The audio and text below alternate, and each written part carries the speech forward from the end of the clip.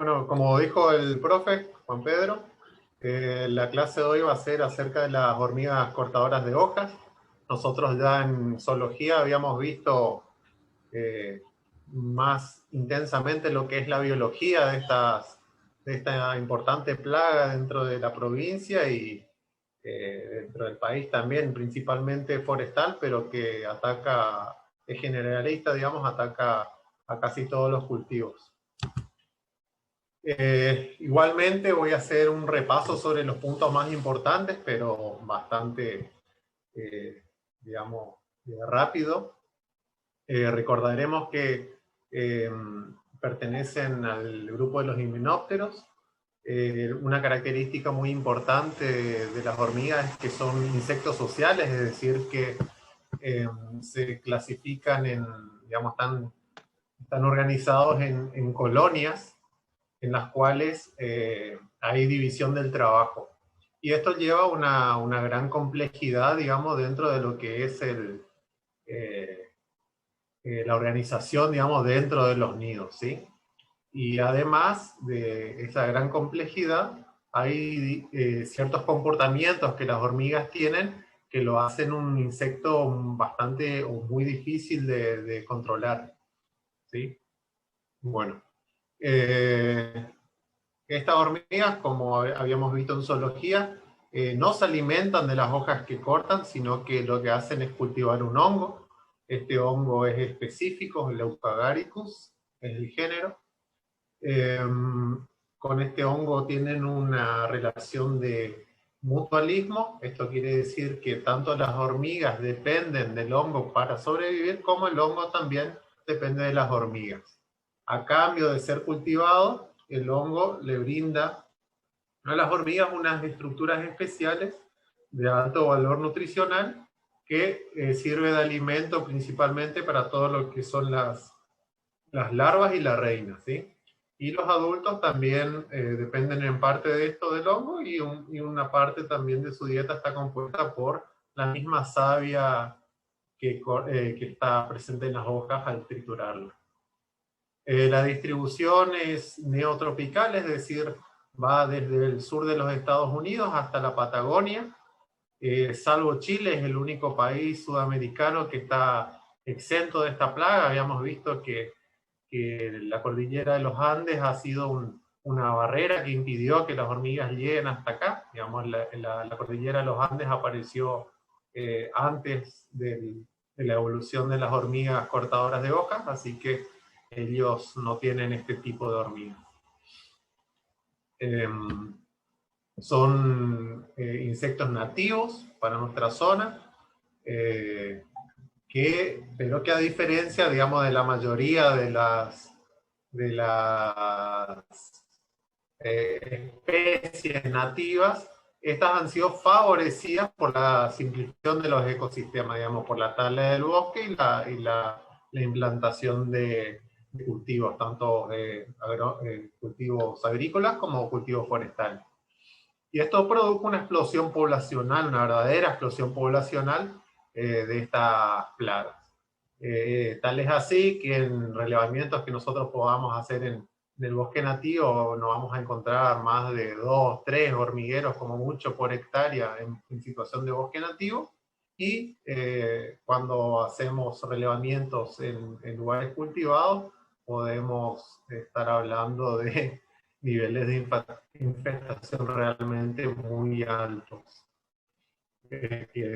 Infestaciones medias podríamos estar hablando de 50 hormigueros por hectárea y infestaciones altas alrededor de 300, 400 hormigueros por hectárea. Esto llevó a que se vuelva una muy importante plaga con gran impacto en los cultivos y en numerosos cultivos, digamos, no solamente en unos pocos.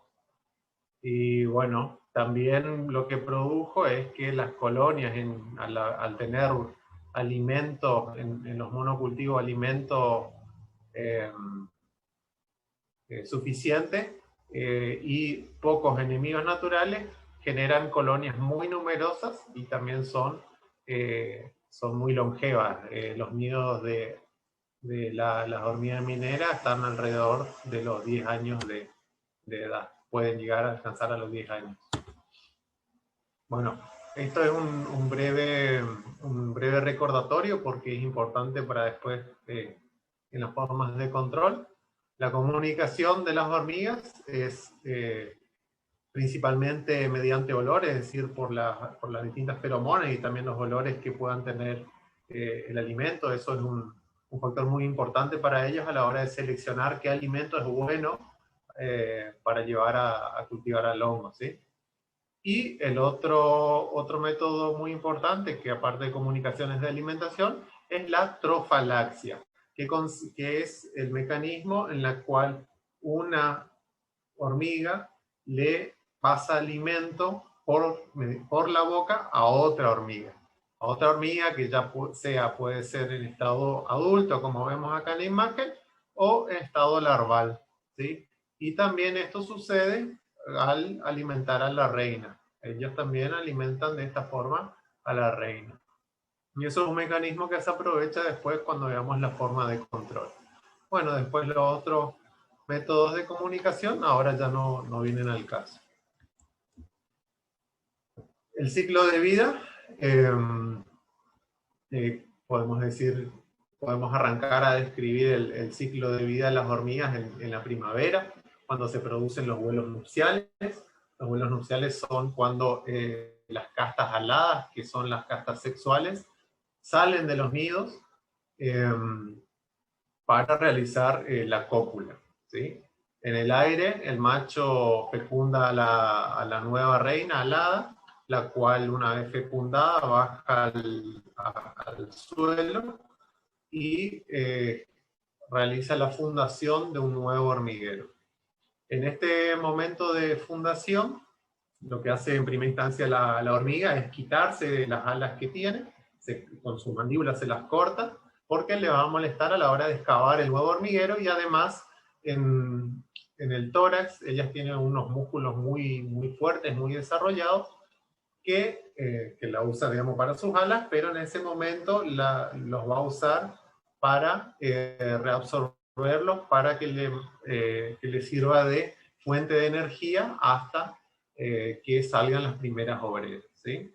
Bueno, entonces la reina genera un conducto, hace una excavación de un conducto de alrededor de 30 centímetros, al final de ese conducto genera una pequeña cámara, y lo que hace es tapar ese conducto, canal que había generado, para comenzar la postura de los huevos. Los primeros huevos que coloca la reina son unos huevos especiales que sirven de alimentación, y después comienza la postura de los huevos normales, que siempre los huevos normales, es decir, fecundados, dan origen al huevo de una hormiga hembra. Esa hormiga hembra, alrededor de los 2 meses y medio a 3, emerge y se transforma en un adulto, ¿sí? Siempre la forma, digamos, de asignación sexual en las hormigas es por haplodiploidía, es decir, los huevos diploides te van a originar siempre una hormiga hembra, por lo tanto se va a volver una obrera o bien una reina, y las haploides son machos, ¿sí? Bueno, una vez que la hormiga ha puesto sus huevos, también ella había traído de su nido madre, ella trajo una porción de hongo. Esa porción de hongo la coloca en un punto ahí de la nueva cámara que había generado, y la fertiliza un poco con fluidos gástricos, digamos. Hace una deposición donde coloca el hongo. Cuando estos huevos emergen en larva y después a pupa y luego adultos, salen esas primeras obreras que primer acto que realizan es abrir ese nuevo hormiguero, ese canal que había tapado la reina, y empiezan a buscar hojas. Ese acto de buscar hojas se llama forrajeo. Empiezan a forrajear muy cerca ahí de esa boca de salida que ellos generaron. Es un momento, digamos, muy vulnerable de la colonia. Y bueno, paulatinamente van haciendo crecer a ese hongo que al principio era muy incipiente, y paulatinamente va creciendo, y si tienen éxito, comienza como un ciclo de crecimiento exponencial del hormiguero. Pasamos de un hormiguero que tiene una sola boca, al año puede tener 2 o 3 bocas, y luego de 4 o 5 años puede superar las miles de bocas. Y bueno, pasan alrededor de 3 años de esta etapa de crecimiento, y ya el hormiguero se transforma en un hormiguero adulto, capaz de volver a generar individuos sexuales, y comienza de vuelta el ciclo de infestación. Existen 2 géneros de hormigas cortadoras. Por un lado está el género A, que son las conocidas vulgarmente como hormiga minera, y las Isaú, que son las hormigas, la minera sería Atta sexdens, la que tenemos nosotros presente acá en Misiones, y la Isaú es la Atta molluederi, que está más en la zona de Corrientes, Santa Fe, Chaco, digamos cerca del río Paraná. Y las Acromirmex es el otro género, que hay muchas especies de estas, y adquieren distintos nombres vulgares, por ejemplo, basurera, ladrona, y otros nombres también. Y estas sí las Acromirmex tienen una distribución más amplia, digamos, comprende toda esa distribución que yo les mostré hoy, desde el sur de Estados Unidos hasta la Patagonia. Toda esa distribución está explicada por Acromirmex. En cambio, ATA es más, digamos, si se quiere, tropical y subtropical. No va ni tan al norte ni tampoco tan al sur. ¿Cómo las podemos diferenciar? Acá yo les muestro los distintos caracteres morfológicos que se usan para la diferenciación entre estos 2 géneros. El principal factor así más adecuado de utilizar es el número de espinas dorsales, que yo les indico acá en la segunda imagen. En el caso de las ATA, siempre hay 3 pares de espinas dorsales, y en el caso de Acromirmex tenemos 4, y hay algunas especies que tienen 5 pares de espinas dorsales. Después, así como característica fácil de ver, es que ATA, por ejemplo, tiene la cabeza, si la miramos de frente, tiene forma de corazón, y Acromirmex es un poco más triangular, si se quiere. Pero bueno, también tenemos algunas especies de Acromirmex que son un poquito parecidas a forma de corazón. Otra de las características es que ATA posee las castas mayores mucho más grandes que Acromirmex, ¿sí? El doble. ATA fácilmente llega a los 1,5 o 2 centímetros de longitud de un soldado, y Acromirmex no supera el centímetro. Otro carácter es al mirar el gáster. El gáster es la porción final del abdomen, es la parte gruesa esta. En ATA, o es brillante totalmente, o tiene pelos, pero no hay otra variación. Eso siempre vamos a encontrar en ATA. En cambio, en Acromirmex vamos a ver estas verrugas que tienen en la parte del gáster, que lo hacen distintivo. Y finalmente, otra forma de diferenciar es el tamaño y la forma de los nidos.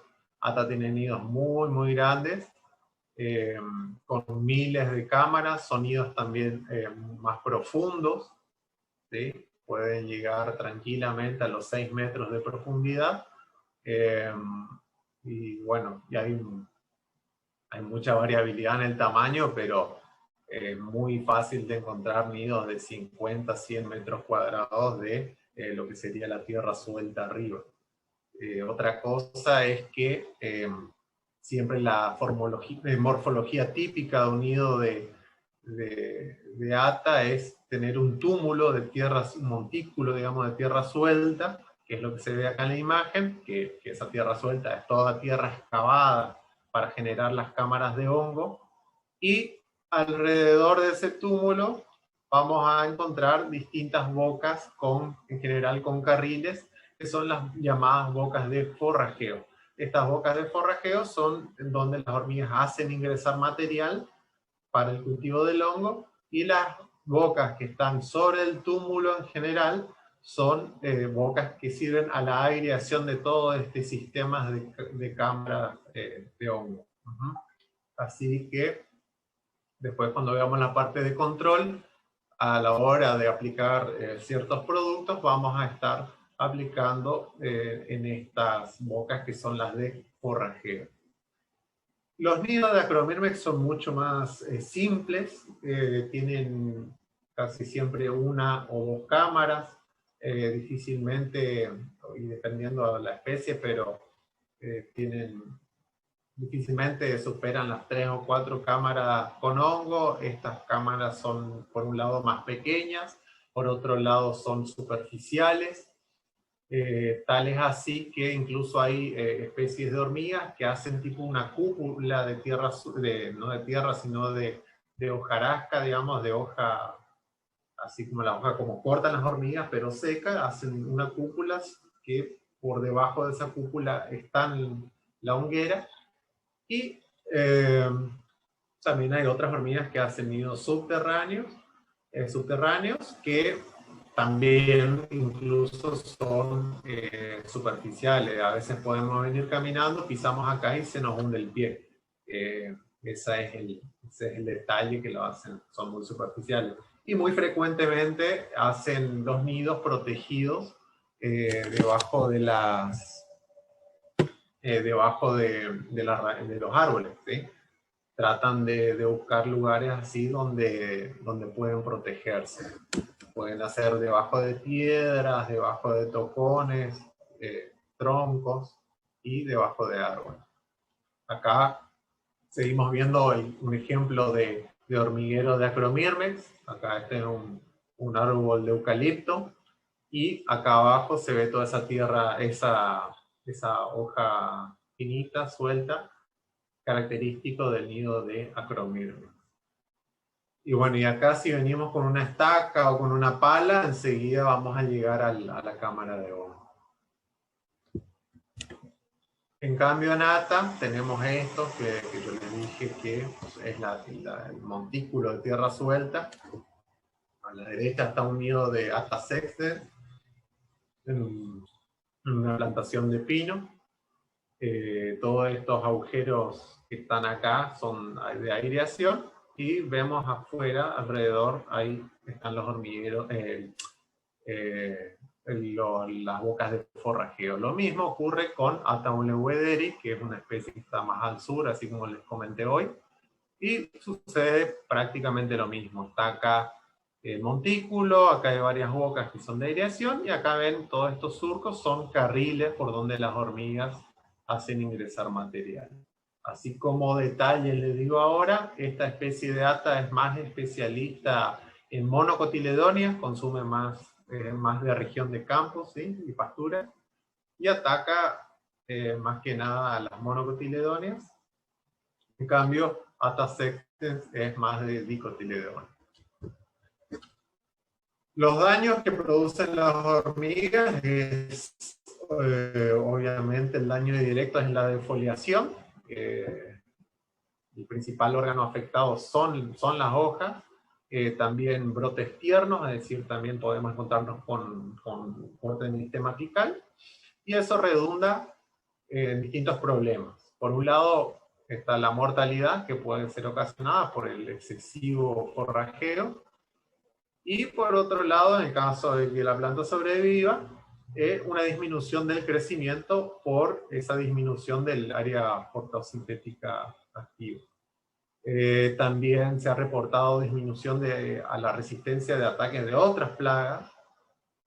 Y bueno, también el nivel de consumo de un hormiguero adulto, que es el caso de ATA, que son las más voraces, que en un año pueden llegar a consumir 1 tonelada de hojas. Eso es equivalente al ataque sobre 86 árboles grandes ya de latifoliadas o 161 árboles adultos de pino. ¿Sí? Esa es la afectación que puede producir un solo hormiguero. En Argentina, las hormigas cortadoras de hojas son la principal plaga forestal y su manejo representa hasta el 30% del costo total de la plantación lograda. Acá me olvidé de corregir esto, pero la plantación lograda, el Colegio de Ingenieros Forestales está estimando hoy por hoy 120.000 pesos por hectárea. Así que el 30% está... está muy por arriba de 30.000 pesos por hectárea en costos solamente destinado al control de las hormigas cortadoras. En Brasil es la principal plaga tanto agrícola como forestal. Ellos realmente tienen más especies que nosotros, mayores abundancias y por ende tienen realmente complicaciones más profundas, digamos, que la nuestra. Nosotros, en el caso de Misiones, sí estamos bastante bien parecidos, pero Argentina en general, básicamente tenemos que lidiar con acromirnas. Los cultivos más afectados por las hormigas son los forestales, los cítricos, la mandioca. Cada vez, ahora que se está plantando mucha hierba, también recibimos muchas consultas de ataque a en la etapa de plantación de hierba. Si bien no es una planta preferida por las hormigas, ellas tienen preferencias, la yerba mate no es una de sus prioridades, pero en la situación de plantines sí la atacan. Atacan a todas las anuales, a las hortícolas, ornamentales y pastura, en el caso que ya les comenté, de Atam bolewederi. Continuando con los daños, se ha reportado en el caso de árboles de Eucalyptus saligna, defoliaciones del 100% de las hojas, redujo un 40% de la producción volumétrica en un año. Y el 50% de defoliación, el 13% de la reducción de volumen. En Eucalyptus grandis de 6 meses, redujo el 31% del diámetro, un 25% de la altura y un casi 62% en volumen. Un problema secundario, no secundario, pero otro problema asociado al daño por hormiga es, por ejemplo, que vemos acá en la imagen, las bifurcaciones, los tallos tortuosos. Entonces produce, además de disminución de volumen, pérdida de calidad en el producto. La primera imagen que estoy señalando acá con el cursor es un ensayo que establecimos acá en el INTA. Por un lado tenemos este eucalipto que tiene 1 año de edad. Este alto es un testigo, es decir, un eucalipto que no fue defoliado por las hormigas, y este que está al costado es un eucalipto que fue defoliado en un 75% por hormigas, pero en una única oportunidad. Y fíjense en un año la diferencia que hay en el tamaño. Esta diferencia se gira después al turno de corte y te da una disminución del volumen muy importante, y además el aumento de costos asociados al mantenimiento, porque una planta más chica vos vas a tener que hacer más cuidados por ejemplo, fundamentalmente de malezas, porque el dosel todavía no se cerró, entonces todavía vas a tener competencia por maleza. En cambio, si vos no hubieras tenido ese ataque por hormiga, el dosel se va a cerrar mucho más rápido y te olvidas antes del control de maleza. Así que hay muchos otros problemas asociados al control de hormigas, más allá de la pérdida de volumen y crecimiento en general. Hay distintos métodos para el control de las hormigas cortadoras. Por un lado está el mecánico, que consiste en la destrucción de los hormigueros, útil solamente en los estadios iniciales, porque imagínense querer matar un hormiguero de ATA maduro, digamos, un hormiguero adulto. Van a tener que traer no sé, una máquina retroexcavadora. Entonces eso es inviable para hormigueros grandes. El control cultural, que es por ejemplo, el propio arado o el rastreo en el caso de la plantación de mandioca, por ejemplo, podría estar haciendo un control de esos también hormigueros chicos, digamos, nunca vas a controlar un hormiguero grande de esta forma. Otra cuestión es tener el suelo cubierto en los periodos de vuelo nupcial, porque la reina, como habíamos visto en zoología, cuando hace el vuelo nupcial y va a seleccionar un lugar para anidar, va a bajar donde está el suelo descubierto, digamos, suelo desnudo. Entonces, si nosotros tenemos cobertura del suelo, en esa época del año vamos a bajar el número de reinas que van a querer anidar en ese lugar. El control biológico natural consiste en el uso de hongos entomopatógenos, por ejemplo, o favorecer que hayan depredadores en el área del cultivo o de establecimiento de la nueva colonia. Por ejemplo, ¿qué depredadores podemos mencionar? Las aves son un importante controlador en el periodo del vuelo, los tatúes cuando el hormiguero se está estableciendo, digamos cuando el hormiguerito es chico, y también otros microdepredadores, por ejemplo, insectos, que también actúan. Pero realmente estos tres métodos no es que tienen una eficiencia muy buena y además son difíciles de llevarlos a gran escala. Así por eso es que el control químico realmente es el que se usa. Dentro del control químico hay distintos métodos. Los tres métodos principales son los CEOs, que es el método de hecho más utilizado. Después el uso de los polvos y la termonebulización. Ahora vamos a ir viendo cada uno de ellos. El control químico usando polvo seco consiste en la utilización de estos productos que vienen en forma de polvo, en conjunto con un implemento que se llama bomba insufladora, que es como un infladorcito que abajo tiene un contenedor donde se pone ese polvo que viene, y manualmente se bombea y emite una nube de polvo. Esa nube de polvo uno la dirige en el interior de los hormigueros hasta impregnarlos totalmente.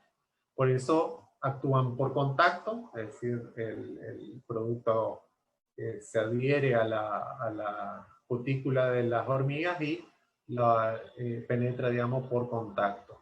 La aplicación es localizada, es decir, es necesario encontrar el hormiguero y actuar, digamos, aplicar así como más o menos comenté recién. Se usan las bombas insufladoras. Los principios activos más usuales para que vienen de esta forma es la deltametrina y el clorpirifos. Este trabajo tiene un bajo rendimiento porque implica que el operario busque en primera instancia el hormiguero, encuentre las bocas, coloque, digamos, la lanza del insuflador en la boca, empiece a bombear, siga bombeando hasta que sale, como se grafica acá en la imagen, hasta que sale polvo en otra de las bocas, luego va y tapa esa primer boca donde salió el polvo. Una vez que tapó, sigue bombeando, sale polvo por otra de las bocas, va y tapa esa otra boca, y así un proceso, digamos, bastante lento, que además lleva, si es un hormiguero relativamente grande, lleva también gran cantidad de producto. Así que, por un lado, es relativamente efectivo, digamos, no para hormigueros grandes, pero sí para hormigueros pequeños y medianos, pero sí es un proceso lento. No es recomendado cuando el suelo es húmedo porque el polvo se va a ir adhiriendo a las paredes, digamos, de los conductos internos, y vamos a gastar un montón de producto y no va a ser un control eficiente porque va a quedar todo pegado por las paredes. Y el riesgo para el operario y tanto para el ambiente es medio, porque bueno, es un polvo, así que puede ser inhalado. El principal elemento de protección personal en este caso va a ser el barbijo y las gafas. Luego también guantes y los demás elementos de protección. El control químico usando termonebulización es otro de los métodos. Por ahí, si se quiere, el más agresivo. Se trata de usar un producto insecticida mezclado con diésel en general en el vehículo en un equipo que se llama la termonebulizadora. Ese equipo especial vaporiza el insecticida mezclado en el diésel y manda junto con los gases de escape del motor por una lanza, digamos, semejante a la que vimos con la insufladora, y el operario pone eso en una boca bien armada del hormiguero y le da hasta que empieza a salir la nebulización por las bocas contiguas. Así va tapando esas bocas donde van saliendo el vapor hasta que ya salió por todas las bocas. Finalmente tapa el hormiguero y finaliza la operación. También actúan por contacto. Los principios activos más usados son el clorpirifos, que la dosis que se hace es de 70 mililitros en 930 mililitros de diésel, y la deltametrina, que es 10 mililitros en 1 litro de diésel. El rendimiento es muy bajo porque demanda mucho tiempo. Deben buscar el hormiguero, deben hacer funcionar la bomba hasta que salga por todas las bocas, y realmente no se llega a hacer un número muy grande de nidos por día, por jornal. Por eso es que es recomendado solamente en el caso de que tengamos nidos muy grandes, ¿sí? Y es tipo un método de emergencia para decir, bueno, me deshago de los nidos grandes de la plantación y a partir de ese momento continúo con otra de las técnicas que son más apropiadas para los nidos chicos. Una de las ventajas es que no existe, digamos, un rango de temperatura y humedad limitante, sino que vos a cualquier momento y con cualquier humedad prácticamente, salvo un día de lluvia, vos podés estar aplicando este método. No es necesario ni que el hormiguero esté trabajando. Objetivo, digamos, si se aplica bien, el hormiguero que fue tratado con este método se muere con casi garantía. Y otra desventaja es que es un equipamiento muy costoso. De hecho, hoy por hoy no se está consiguiendo, según varias instituciones que estaban queriendo comprar y nos hacían consultas, nos decían que no estaban consiguiendo. Sí requiere mano de obra especializada, uno por todos los cuidados que deben tener, porque es un método bastante riesgoso para el operario, y además tiene que saber utilizar la bomba, debe saber hacer un mínimo mantenimiento porque requiere mantenimiento, así que se usa mano de obra especializada. Y finalmente, el control químico usando cebo es realmente el más usado porque es el que reúne mayores ventajas, ¿sí? En este caso se usan para el cebo, tiene dos componentes. Por un lado, propiamente algo que les gusta a la hormiga, el propiamente dicho el cebo, y más, digamos, el insecticida. Estos insecticidas actúan por ingestión, tienen una acción lenta, digamos, no es que vos aplicás ahora y y la hormiga muere al toque. Y las dos principios o las dos drogas más usadas es la sulfuramida, por un lado, que viene al 0,003% de ingrediente activo, y el fipronil 0,0003% de ingrediente activo.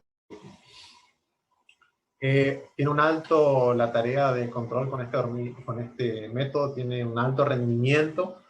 Se pueden llegar, si es un control sistémico, que después vamos a mirar, un control sistemático, hasta las 2 hectáreas por jornal, y un control dirigido hasta las 3 hectáreas por jornal, ¿sí? Entonces vos a partir de 3 a 2 hectáreas por día podés estar controlando con este método. Es apto, otra ventaja, es apto para todos los tamaños de hormigueros, para los dos géneros también. Bueno, aparte de la aplicación dirigida, es decir, de buscar el hormiguero y aplicar, también es apto para hacer aplicaciones sistemáticas, es decir, ir arrojando el producto a cierta cantidad de distancia y que después las hormigas vengan a buscar. Pero algunas desventajas que tiene es que hay factores que afectan a la eficiencia del método. Por un lado, el almacenamiento incorrecto, es decir, si ponemos el cebo mezclado con algún combustible, con otro herbicida, por ejemplo, cosas que tengan olor, eso va a afectar, va a contaminar, digamos, el cebo, y las hormigas no lo van a llevar porque ellas, dijimos hoy, que trabajan con los olores, y entonces ya no lo van a llevar cuando toma olor de otra cosa. El manoseo también es algo que afecta mucho, también por el mismo motivo, por el cambio en el aroma. Y es muy problemática la subdosificación con estos productos. Si yo a un hormiguero que le tuve que haber aplicado medio kilo, le aplico 200 gramos, por ejemplo, va a aprender a que eso le está haciendo mal y no lo va a llevar más, ¿sí? Ahí en ese caso tendríamos que esperar un tiempo más o menos de 4 meses recién para que el hormiguero vuelva a llevar el mismo producto. Y otra, ya en este caso, ventaja es que el riesgo para el operario y el ambiente es bajo por las bajas concentraciones y por el tipo de producto. Como es granulado, no hay problema con vapores ni nada. Igualmente, se usa para el manipuleo, se usa guantes fundamentalmente, y también se recomienda barbijo. El control químico con cebo, dijimos, está compuesto por un lado un atrayente que en realidad es pulpa cítrica o pulpa de naranja deshidratada. Eso es algo que les encanta a las hormigas. Y le agregan un insecticida, cualquiera de los que mencionamos recién, y hay otros casos. Pero los que funcionan mejor es la sulfuramida y el fipronil. Las características básicas que debe tener el principio activo del cebo es que no tenga olores, que sea letal a bajas concentraciones. ¿Por qué? Tiene que ser letal a bajas concentraciones porque por un lado, la hormiga, si está muy concentrada, la hormiga lo va a poder detectar, y por otro lado es que el mecanismo más o fundamental de transferencia de este insecticida, digamos, dentro de la colonia es la trofalaxia. Eso cuando repasamos la parte de comunicación, ese comportamiento de transferirse alimentos boca a boca, cada vez que una hormiga intoxicada con el producto transfiere a otra, se va diluyendo, ¿sí? Y esa segunda hormiga vuelve a transferir alimento tóxico, digamos, ya contaminado con este insecticida, a otra hormiga, otra vez vuelve a reducirse. Entonces, cuanto más efectivo sea en bajas concentraciones el producto, mejor va a ser la acción, porque ese efecto en cadena se va a prolongar por más tiempo. Y lo mismo sucede con la otra característica que debe tener, que es la acción retardada, es decir, no nos sirve de nada o nos sirve de poco un producto que apenas la hormiga lo consume, se muera. Porque en ese caso solamente vamos a estar matando a esas obreras y nunca vamos a llegar a matar a la reina, que es el real objetivo en toda esta historia. La reina es el único individuo indispensable en la colonia. Es la única que tiene capacidad de poner huevos y mantener vivo a la colonia. En cambio, las obreras son, si se quiere, descartables en este caso. Y bueno, obviamente que sean de bajo impacto ambiental. Bueno, ahí está por ahí el kit de la cuestión, que por ejemplo, el caso del fipronil realmente no tiene un bajo impacto ambiental. Acá, si bien en el caso de los cebos se ve un poco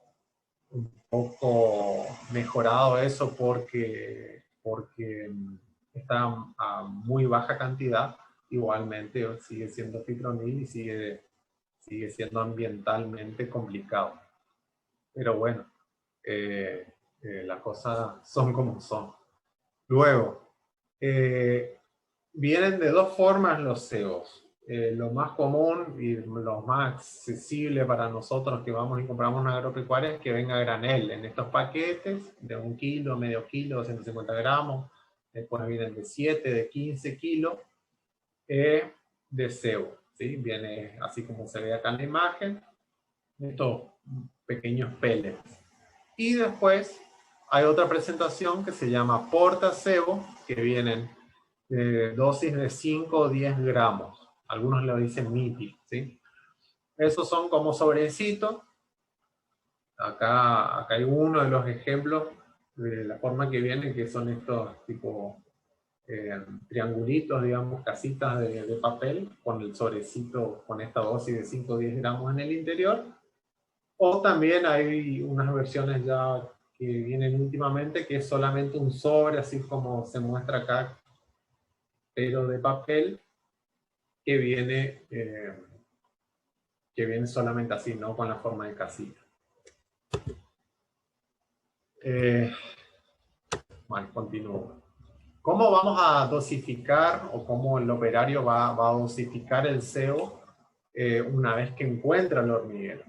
En el caso de Acrominoes es bastante sencillo porque vos encontrás una boca, un carril y se aplican 10 gramos. ¿Sí? Más o menos 10 gramos es lo que entra en una cucharada. ¿Sí? Y en ATA la dosis es 10 gramos, pero por metro cuadrado de tierra suelta. Entonces, lo que hay que hacer cuando encontramos un hormiguero de ATA es medir su longitud y su ancho. La longitud siempre va a ser esta dimensión mayor, que en este ejemplo es de 3 metros, y el ancho es la parte más ancha transversal a esta longitud, que en este ejemplo es de 2 metros. En un caso así, multiplicamos 3 metros por 2, nos da 6 metros, que son 6 metros cuadrados de tierra suelta.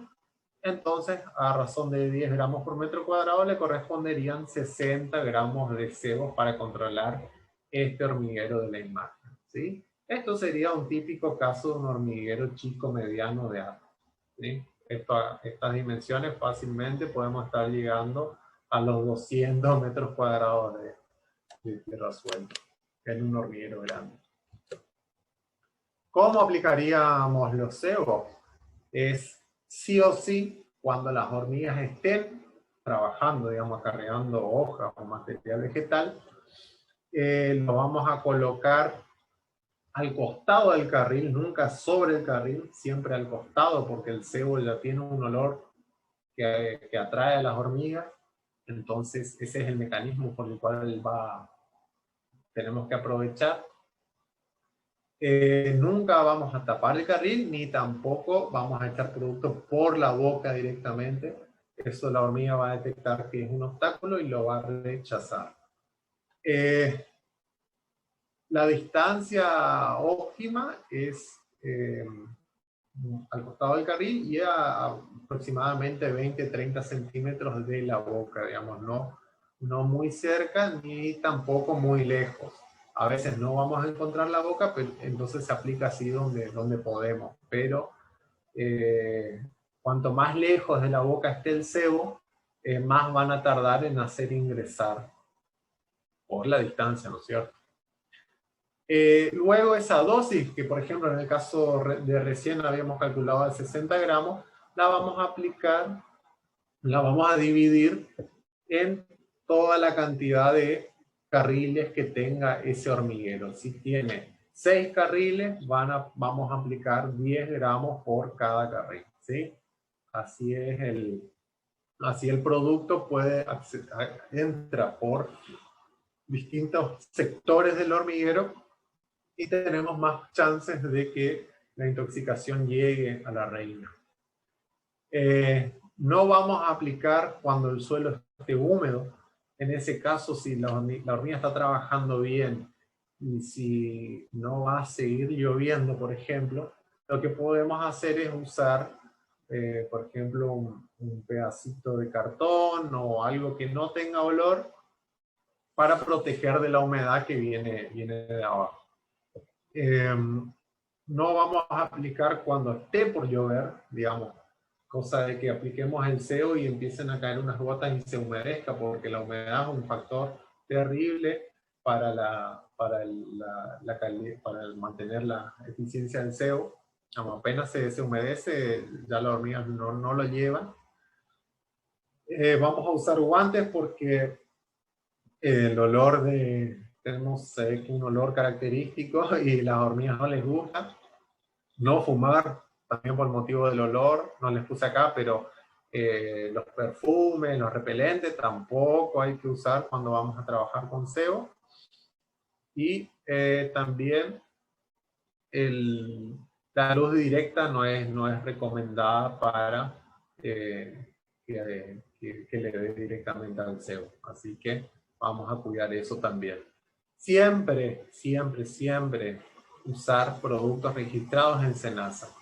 Esto es para garantizar la inocuidad a las personas, para la homogeneidad del producto.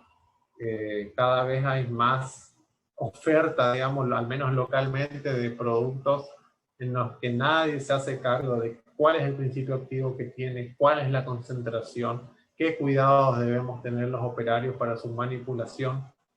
Y además también se ven fraccionamientos que hacen las agropecuarias y que por la humedad propia de ambiente que tenemos en Misiones se degrada enseguida el producto. Así que siempre vamos a usar productos registrados en SENASA y siempre vamos a comprar paquetes cerrados, sellados de fábrica. En cuanto al manejo de las hormigas cortadoras en las plantaciones, tenemos dos sistemas. Uno es, por un lado, el manejo convencional, que se trata básicamente de seguir una receta, que bueno, cada uno va adaptando a su situación, pero en general se hacen 2 controles preplantación, un control postplantación, 2 controles anuales de mantenimiento, hasta llegar a la forestación lograda, que es aproximadamente a los 3 años, y la cantidad que se aplica en cada una de estas veces varía en torno a los 2 o 3 kilos de cebo por hectárea, ¿sí? A veces es control dirigido, a veces es control sistemático y a veces un control combinado. En cambio, por otro lado, el manejo integrado, que es lo que se está imponiendo de a poco, pero a paso firme, es el manejo integrado, que es realizar las actividades de control justificándose en los niveles de daño económico. Hoy por hoy tenemos que decir que para nuestra región todavía no tenemos establecidos definidamente los niveles de daño económico. Sí se sabe que en una plantación nueva, en el caso de la hormiga ata, es menos de un hormiguero por hectárea. Es decir, tenemos que tener 0 hormigas para establecer una plantación. Se basa en el monitoreo, es decir, constantemente los forestadores están monitoreando sus plantaciones ya por otros motivos, por ejemplo los inventarios, y aprovechan para hacer el relevamiento de los hormigueros. Con esos relevamientos hacen unos mapas que después muestro para hacer como un sistema de alerta o focalizar el control en las áreas más afectadas. Se trata de promover la prevención de las infestaciones. Esto se logra a través del uso de suelo protegido en la época de los vuelos nupciales o el uso de barreras, digamos, para que las hormigas no puedan llegar, y el control de las periferias de los lotes también. Las cantidades en el manejo integrado de productos que se usa es en función de la abundancia del hormiguero. Es decir, si tengo muchos hormigueros, aplico mucho producto o el producto correspondiente para esos niveles de abundancia. Y si tengo menos, aplico también menos. Por eso es más eficiente tanto económica como ambientalmente y requiere, en contraposición, mayores conocimientos o una mejor logística, si se quiere, de la plantación. Bueno, dijimos que el manejo integrado del monitoreo poblacional es fundamental. Se generan estos mapas así de puntos, tipo semáforo, donde los puntos rojos son los lugares de alta infestación y que se van a priorizar a la hora de controlar. Y vemos algunos puntos amarillos también, que son las que también están un poco complicadas, aunque no tanto, pero tienen potencial de volverse rojas, ¿sí? Así que esos son los lugares donde la empresa va a priorizar para realizar los controles. Las preguntas que se hacen en el manejo integrado de plagas es ¿qué especie está presente? Por ejemplo, si estamos en una zona de ATA, el control es mucho más estricto porque es una especie más, un género más complicado. Ahora, si es Acromirmex, el control ya es un poquito más sencillo y, digamos, no tan complicado. Por ejemplo, una cuestión que no les mencioné es que ATA está solo en lo que es en suelos profundos, ¿sí? Donde hay tierra colorada está ATA. Y Acromirmex, aparte de estar en los suelos rojos, también están en los suelos pedregosos. Entonces, si nosotros tenemos un lote que está en suelo toscoso, vamos a casi poder asegurar de que vamos a lidiar con Acromirmex. Así que el control es más sencillo, las cantidades a aplicar son menores y en general el tipo de control que vamos a hacer es el sistemático. Y el control sistemático tiene mucho mayor rendimiento, que llega hasta 12 hectáreas por jornal, en comparación con el dirigido, que es cuando tenemos que encontrar el hormiguero, que tiene un rendimiento aproximadamente de 3 a 5 hectáreas por jornal. También, si estamos en corriente, sabemos que vamos a tener prácticamente solo Acromirmex. No estoy restando importancia al control de Acromirmex, es también importante, pero la diferencia es que son hormigas por ahí menos voraces y que le dan un poco más tiempo al silvicultor para actuar. Otra pregunta es, ¿qué especie vamos a plantar? Algunas son más delicadas que otras, igualmente en el establecimiento no hay que tener hormigueros, por eso que se hacen controles previos, muy importante. ¿Qué uso previo tuvo el lote? Es decir, si vino de una capuera, entonces es probable que vamos a tener mucho hormiguero, así que tenemos que esperar que vamos a usar mucho producto. Por ejemplo, si viene de una reforestación de pino, que es algo cerrado, es muy probable que tengamos poco hormiguero. Entonces también la cantidad de producto va a ser menor. Si vino de eucalipto, tal vez tenga más. ¿Qué tenemos alrededor? Qué linda, digamos, ¿qué tenemos alrededor del lote? Si tenemos un capueral, si tenemos un monte, o tenemos también una reforestación. Entonces, esos son factores que van a determinar a la hora de hacer el control. Por ejemplo, si supongamos que este cuadrado es la nueva plantación. En todos estos bordes tenemos reforestación de pinos bien cerrada, y solo en este tenemos, por ejemplo, un bosque o un lote de un vecino o un tercero, y sabemos que de este lado está bien manejado, el esfuerzo mayor de control y de monitoreo va a estar situado en ese lugar, en ese límite, si se quiere, más problemático. ¿Sí? Por eso es importante conocer un poco los límites. ¿Cómo se hace el control de malezas? Esa es otra, porque si el control de malezas, por ejemplo, es con desmalezadora, ahí vamos a tener que el impacto de las hormigas sobre la plantación va a ser menor, porque tienen mayor otras cosas para elegir, digamos, forrajean también de la capuera, digamos, pero si hacemos un control total de maleza con herbicidas, la única opción de alimentación para las hormigas va a ser la plantación, entonces obviamente el impacto va a ser mayor. Es así que los umbrales de daño económico se hacen más chicos y no nos permiten tener margen. Y bueno, ¿de cuánto tiempo fue el barbecho? ¿Y en qué época? Si la tala rasa, por ejemplo, fue hecha en febrero y la plantación se hace en junio-mayo, es probable que en ese interín, digamos, no hayan habido nuevos establecimientos de hormigas, porque el vuelo se da en la primavera. En cambio, si el barbecho fue en la primavera, ahí sí es probable que tengamos nuevos hormigueros y tengamos que reforzar los controles. Fuera de lo que es el control químico y por ahí apuntando a lo que se viene en el futuro, es un poco que las alternativas que hay en el control biológico. Por un lado, es lo que hoy por hoy es más prometedor, es el uso de hongos entomopatógenos, que son hongos que atacan a las hormigas y las matan. En el caso, por ejemplo, de Beauveria bassiana o Metarrhizium, que hay varios. Y otros hongos que son micopatógenos, como la tricoderma, que lo que hacen es tener una capacidad de crecimiento mayor que el propio hongo de las hormigas y que la estaría, por así decirlo, matando de hambre. ¿Sí?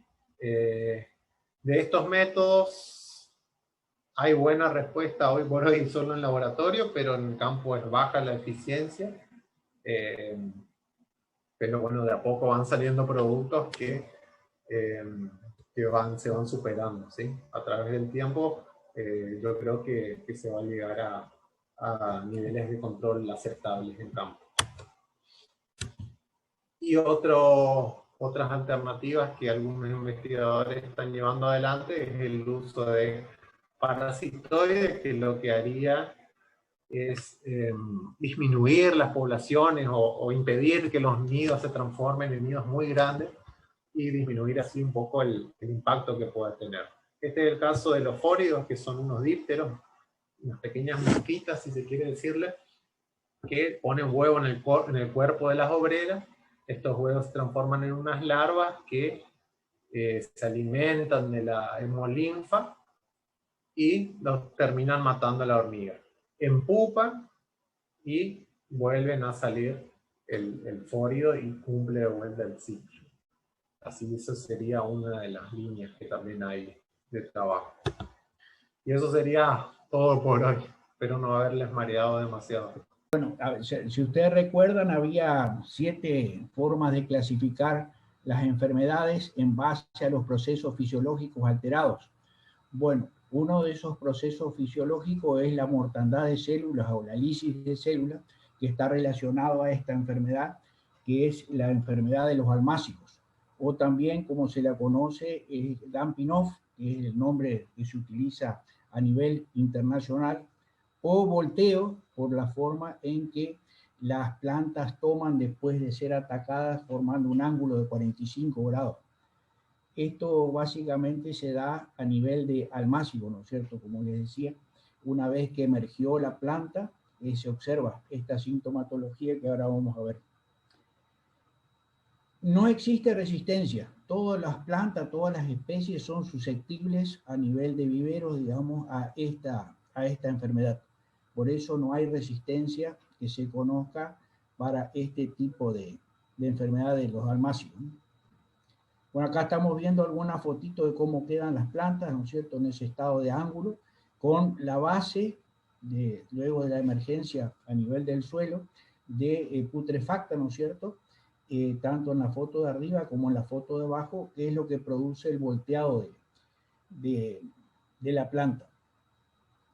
Tenemos dos tipos de enfermedad de los almácigos. La preemergente, que es la que ataca a nivel de semillas antes de que la plántula emerja sobre la superficie del suelo, y la posemergente, que es lo que estamos viendo en la foto directamente que son afectadas una vez que la planta ya germinó y emergió sobre la superficie del suelo.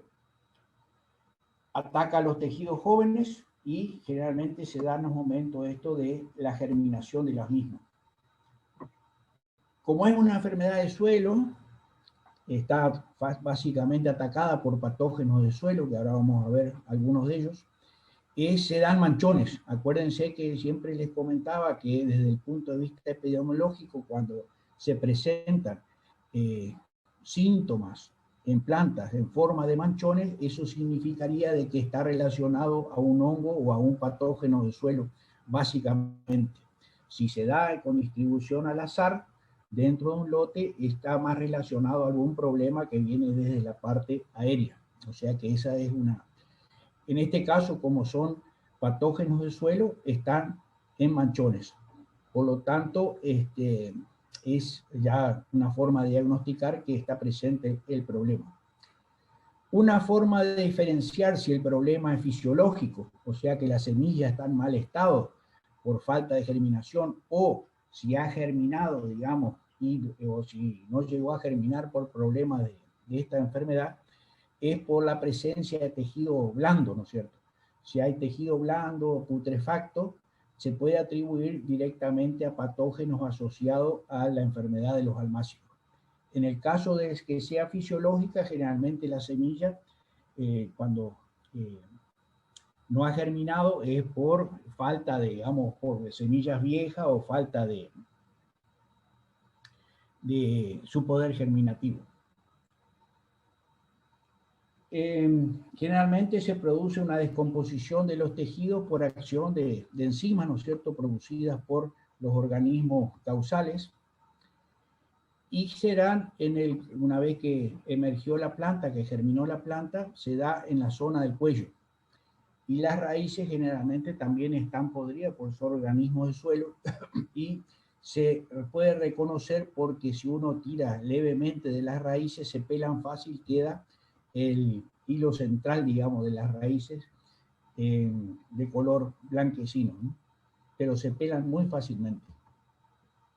Estos son los organismos causantes, que son todos organismos de suelo, como habíamos visto, ya los estraminopiles, Pitium-Phytophthora, ¿no es cierto?, que son típicos de suelo, Rhizotonia, Cercospora, Botrytis, Alternaria nuevamente, Fusarium nuevamente, que estuvimos viendo recién, y Colectotrichum.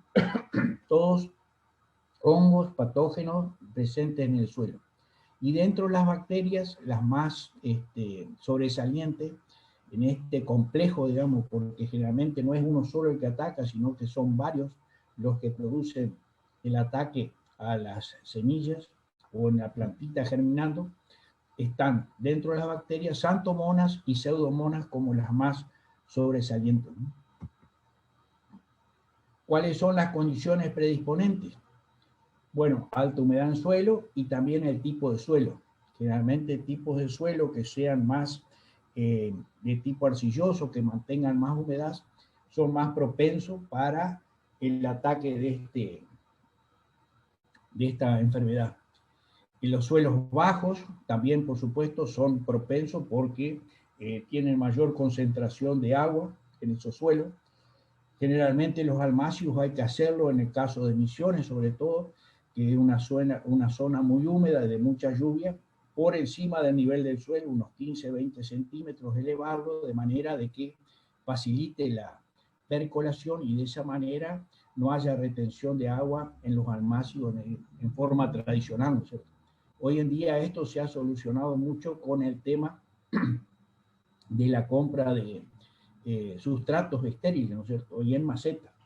De esa manera se elimina mucho el tema de este tipo de patógenos. Las temperaturas que son óptimas para este tipo de patógenos son de 15 a 20 grados centígrados, pero si las temperaturas son más altas, favorece, digamos, la presencia o la acción de rizotonia. Este trabaja mejor a temperaturas más altas. La sobrevivencia es, por supuesto, del inóculo en el suelo desde una temporada a la próxima, de una campaña a la próxima.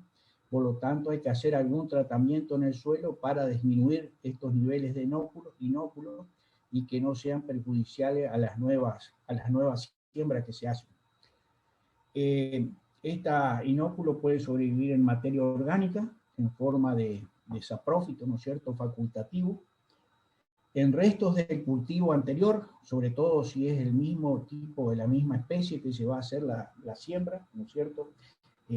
Generalmente debería eliminarse los restos del cultivo anterior, o generalmente los almácigos deberían ser utilizados en zonas alejadas de los cultivos, digamos, que se quiere hacer. Debería ser lo más alejado posible, de esa manera evitar, digamos, contaminación por patógenos que estén presentes en el cultivo principal.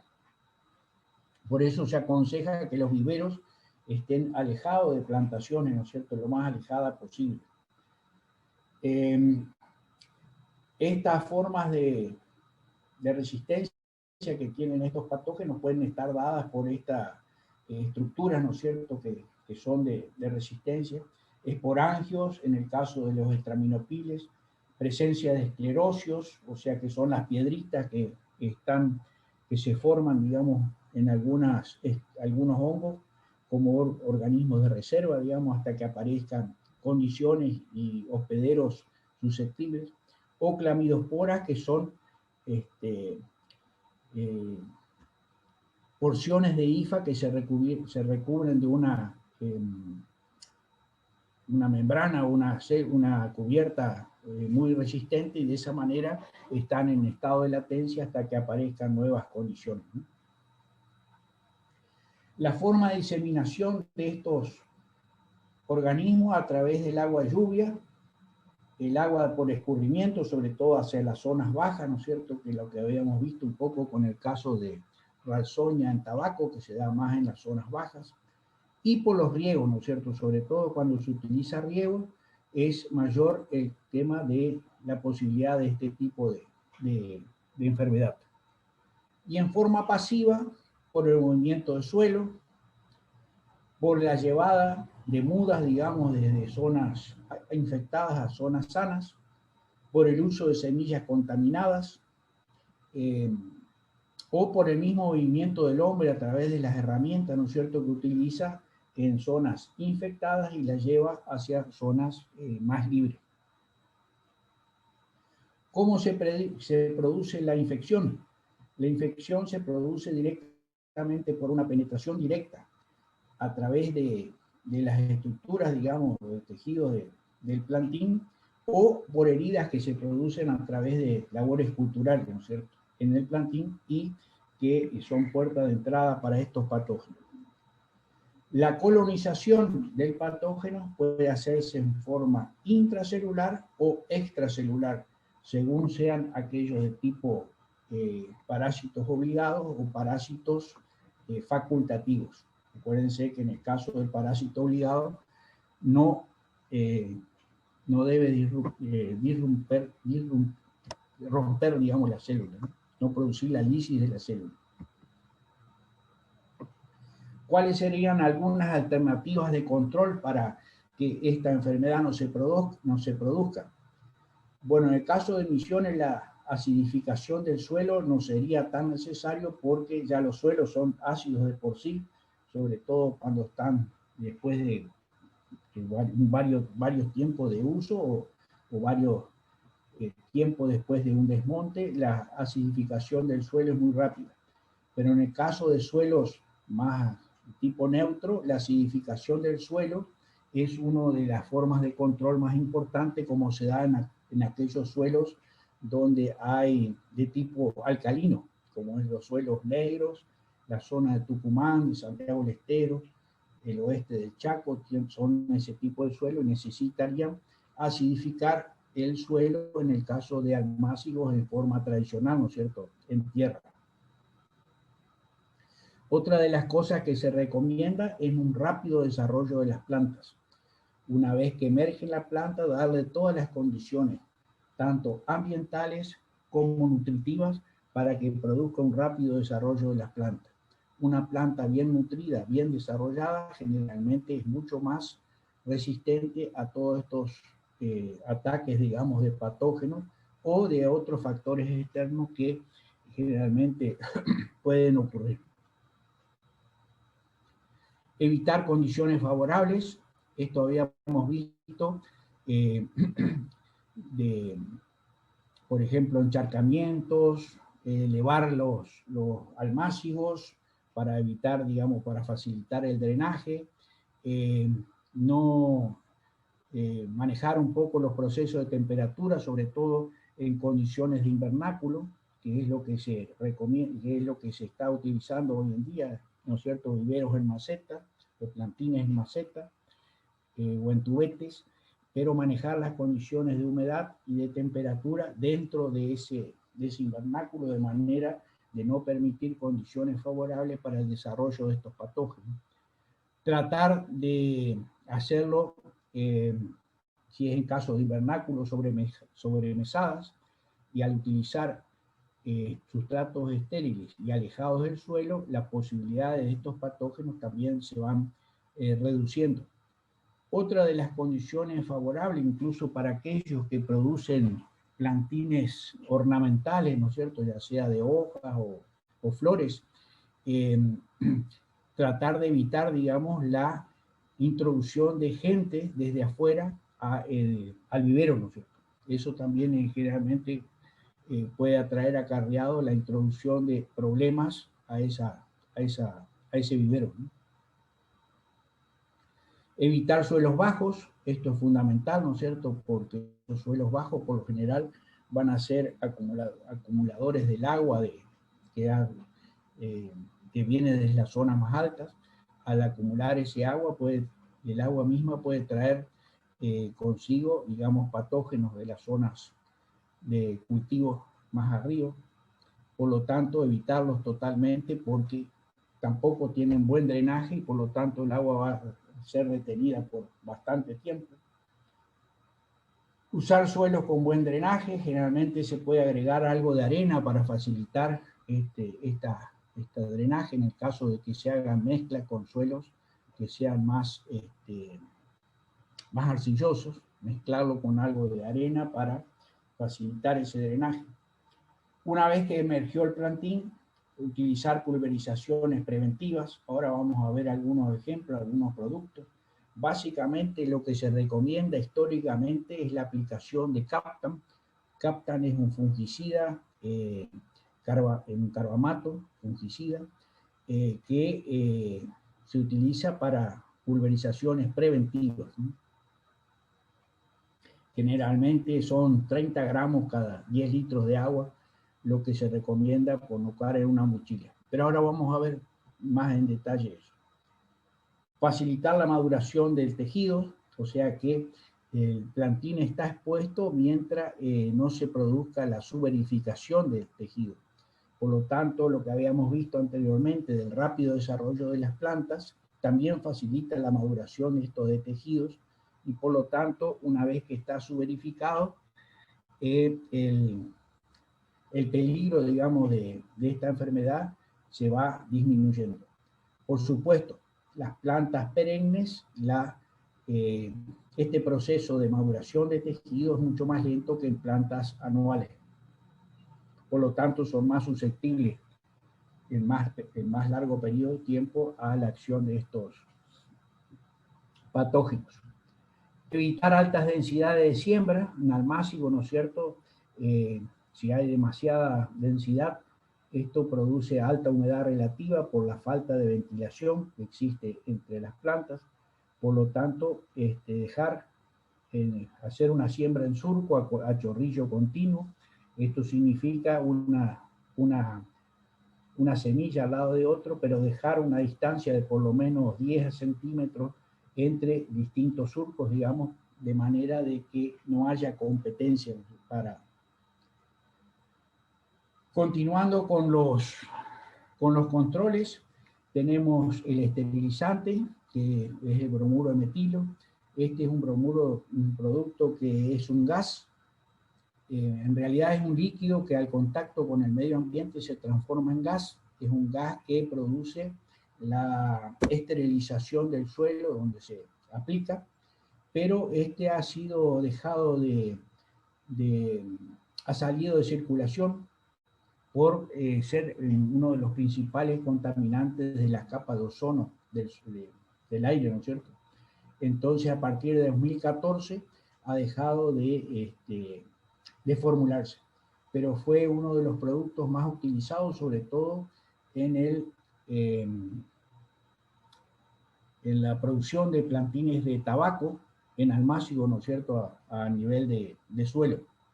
Y ahora vamos a ver todos los trabajos que se han hecho para reemplazar a este bromuro de metilo y que ese es lo que se está utilizando actualmente. Algún proceso para la disminución del inóculo. Esto puede ser aplicación, por ejemplo, de vapor de agua, de vapor directamente, de alguna manera a través de insuflarlo, a través de distintos mecanismos. La aplicación de fungicidas o si hay otros tipos nematicidas, digamos, que pueden ser introducidos previo a la siembra para disminuir la presencia de inóculos. Fundamental el uso de semillas sanas y certificadas, o sea que esto es fundamental para el éxito, digamos, no solo en el almácigo, sino también en la futura plantación. Vuelvo a repetir, la certificación garantiza calidad genética y calidad sanitaria. Por lo tanto, es fundamental que aunque se gaste unos pesos más, garantizar el futuro de su plantación, ¿no es cierto?, mediante el uso de semillas certificadas. Tratamientos de suelo. Vamos a ver ahí que hay distintas formas que se han utilizado, digamos, para reemplazar al bromuro del suelo y disminuir los porcentajes de inóculo en el suelo, ¿no? Riegos cuidadosos, o sea, tratar de realizar el riego de manera de que se produzca el mojado y no el encharcado del almácigo donde se está realizando, o la aplicación de riegos, sobre todo si son por aspersión, digamos, por la parte superior, tratar de que sean solamente para producir el mojado y no el encharcado de lo que se está regando. Esto, por ejemplo, es muy común de que se pongan a hablar con la vecina y queden con la manguera ahí hablando y en un lugar determinado y después se hace un charco, ¿no? Si se va a agregar materia orgánica, al menos 2 meses antes, agregar eso para que se produzca una buena descomposición y el posible agente patógeno que se encuentra en esa materia orgánica también disminuya sus posibilidades o sus poblaciones de esa manera. La profundidad de siembra es importante. La profundidad de siembra no debe ser más de 2 a 3 veces el diámetro mayor de la semilla. Si la hacemos muy profunda, la semilla puede germinar, pero no puede ser atacada antes de que salga a la superficie por su de mayor recorrido, ¿no es cierto? Por lo tanto, tiene que ser de manera de que produzca la germinación y rápidamente pase a la superficie, digamos, y por lo tanto la profundidad es fundamental. Uso correcto de nitrógeno, así como el nitrógeno es vital, digamos, para el plantín, También el exceso de nitrógeno puede producir un sobrecrecimiento, de esa manera hacer plantines mucho más débiles, más delgados, más propensos al ataque de patógenos. Y por último, la introducción de nuevos, o bueno, ya no son tan relativamente como nuevos, pero son algo que algunas alternativas para el reemplazo del bromuro de metilo, que son el uso de la solarización y el uso de antagónicos. Bueno, acá vemos algunos tubos, digamos, de este líquido, ¿no es cierto?, que es el bromuro de metilo. Fíjense que tiene etiqueta roja, las etiquetas rojas son de alta toxicidad. Este producto se coloca bajo una cubierta plástica, ¿no es cierto? Se sella la cubierta plástica y el producto de esta lata, de cada lata, se utiliza para esterilizar aproximadamente 1 metro cuadrado. Perdón, 10 metros cuadrados. O sea que hay que distribuirlo dentro de la zona. ¿Qué es lo que hace? Esteriliza el suelo, se deja tapado por 2 o 3 días. Este es un gas pesado que penetra y por lo menos produce la esterilización de hasta los 20 centímetros desde la superficie hacia la profundidad del suelo.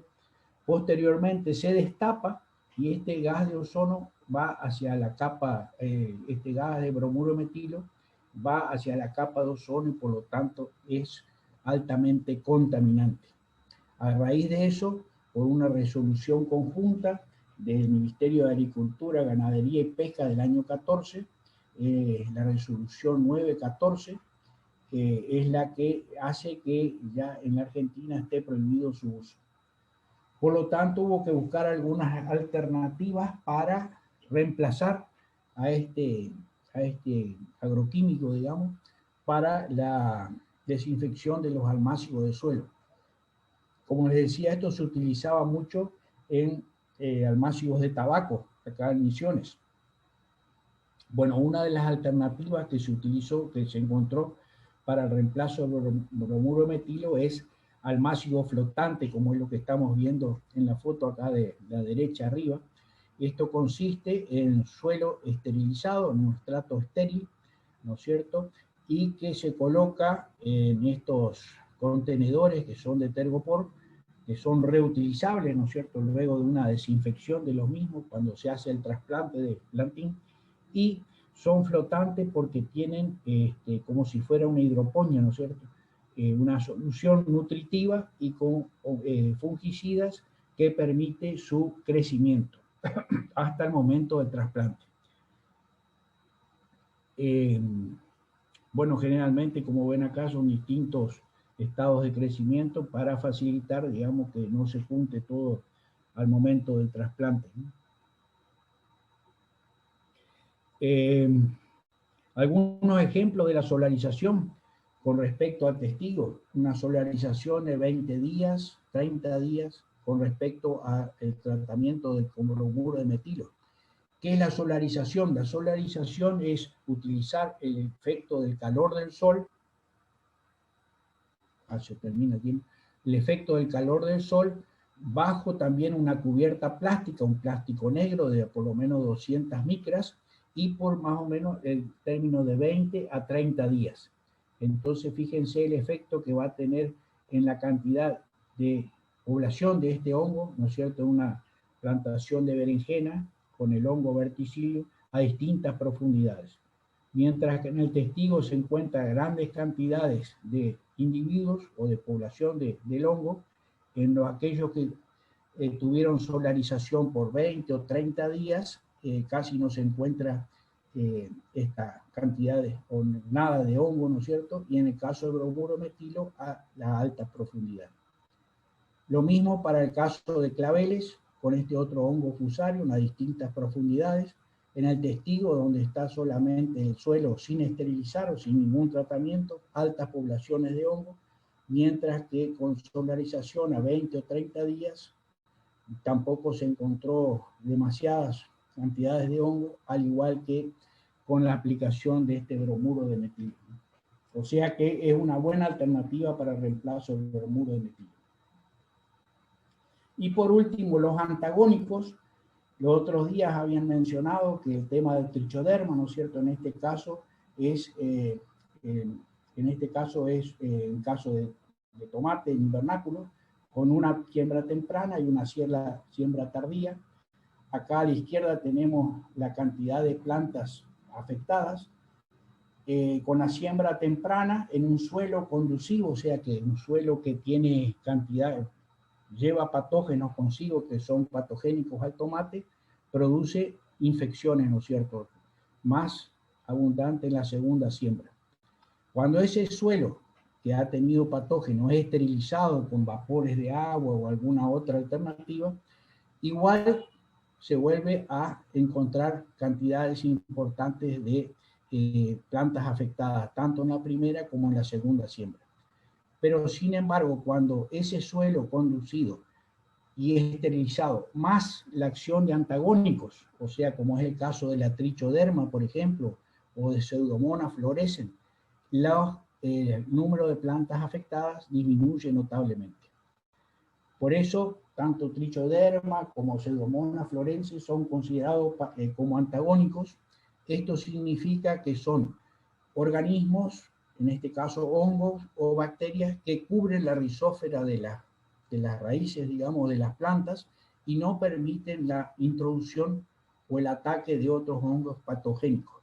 Por eso tienen un efecto antagónico, o sea, no los controlan, pero sí evitan de que sean introduzcan, digamos, en el hospedero que uno quiere. Bueno,